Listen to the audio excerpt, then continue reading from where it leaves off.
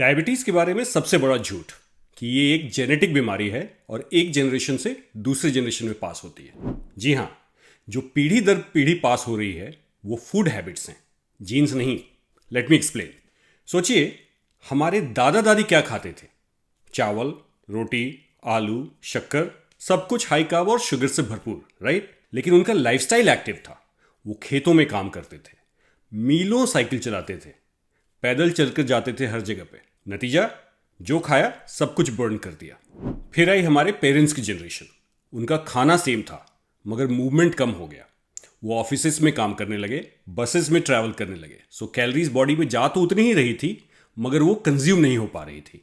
सो लोग मोटे होने लगे, उनका शुगर बढ़ने लगा और इसी जनरेशन से डायबिटीज बढ़ना शुरू हुआ था। और अब हम लोग यानी हमारी जनरेशन दिन भर बैठकर ही काम करते हैं, शरीर चलाने से ज्यादा फोन चलाते हैं, ट्रैवल भी कार्स और बसेस में ही करते हैं और सब कुछ ऑर्डर करके घर पर मंगा लेते हैं। खाना दादाजी के जमाने का मगर मेहनत जीरो।